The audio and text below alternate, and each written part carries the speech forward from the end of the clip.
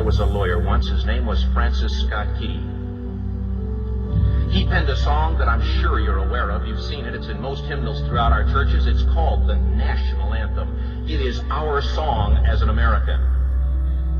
We go, however, to a ball game. We stand in our church services and we sing the words of that song, and they float over our minds and our lips, and we don't even realize what we're singing. Most of us have memorized it as a child, but we've never really thought about what it means. Let me tell you a story.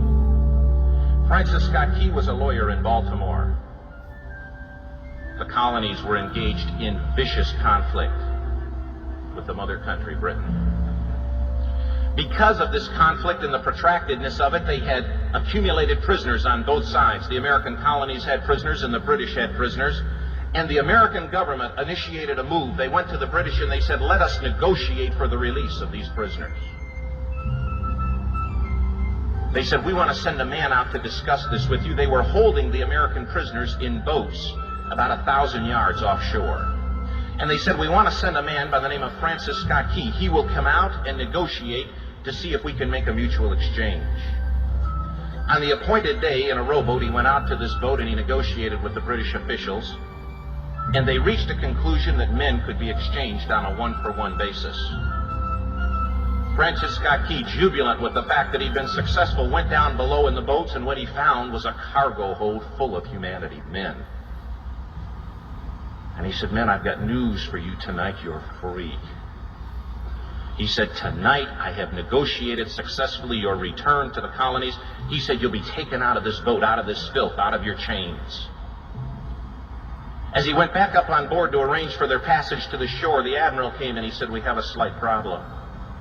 He said, we will still honor our commitment to release these men, but it'll be merely academic after tonight. It won't matter. And Francis Scott Key said, what do you mean? He said, well, Mr. Key, he said, tonight we have laid an ultimatum upon the colonies.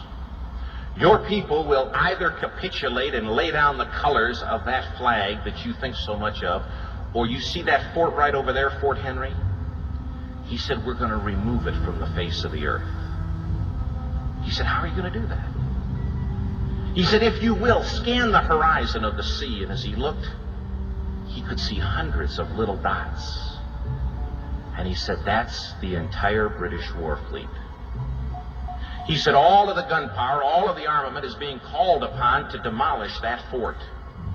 It will be here within striking distance in a matter of about 2.5 hours.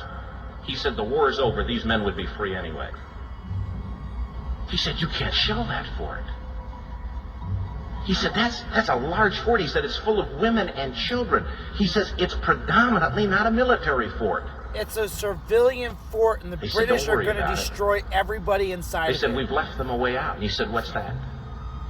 He said, do you see that flag way up on the rampart? He said, we have told them that if they will lower that flag, the shelling will stop immediately. And we'll know that they've surrendered, and you'll now be under British rule. That's why our flag don't touch the ground. Francis Scott Key went down below and told the men what was about to happen. And they said, how many ships? He said, hundreds. The ships got closer. Francis Scott Key went back up on top and he said, men, I'll shout down to you what's going on as we watch. As twilight began to fall, and as the haze hung over the ocean as it does at sunset, suddenly the British war fleet unleashed. He says the sound was deafening. There were so many guns that there were no reliefs. He said it was absolutely impossible to talk or hear. He said suddenly the sky, although dark, was suddenly lit. And he says from down below, all he could hear the men, the prisoners, saying was, tell us where the flag is. How's the flag? What's wrong What have they done with the flag? Where's the flag? Is the flag still flying over the rampart? Tell us. Is the flag on the pole? 1 hour, 2 hours, 3 hours into the shelling.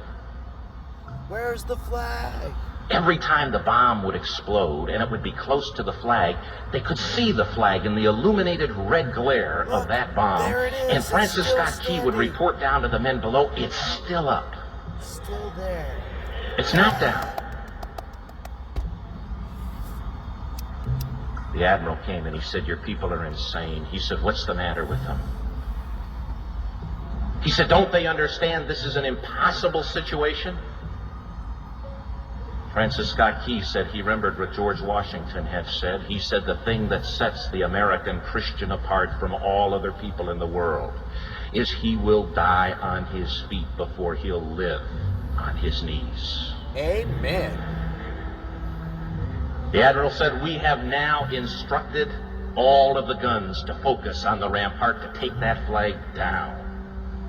He said, "We don't understand something. Our reconnaissance tells us that that flag has been hit directly again and again and again, and yet it's still flying. We don't understand that." This is why we stand for the flag. But he said, "Now we're about to bring every gun for the next 3 hours to bear on that point." Francis Scott Key said the barrage was unmerciful. All that he could hear was the men down below praying.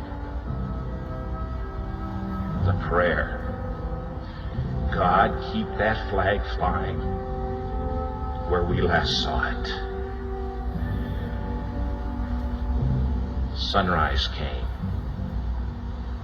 He said there was a heavy mist hanging over the land, but the rampart was tall enough. There stood the flag, completely nondescript, in shreds. The flagpole itself was at a crazy angle, but the flag was still at the top. Francis Scott Key went aboard and immediately went into Fort Henry to see what had happened. And what he'd found had happened was that that flagpole and that flag had suffered repetitious direct hits. And when it had fallen, but men, fathers, who knew what it meant for that flag to be on the ground, although knowing that all of the British guns were trained on it, walked over and held it up. Held it humanly up by their own power until they died. Their bodies were removed and others took their place. This is why you stand for the national anthem. Francis Scott Key said For what the held people that flagpole who in risked place their at life that for our unusual angle country, and they weren't were even patriots' military. bodies. They were civilians. He penned the song, "Oh, say can you see by the dawn's early light what so proudly we hailed at the twilight's last gleaming? Or the rocket's red glare, the bombs bursting in air, gave proof through the night that the flag was still there." Facts.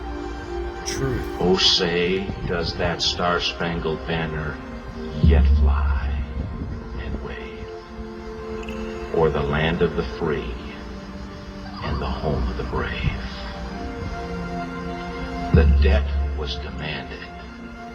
The price, it was paid. Oh, say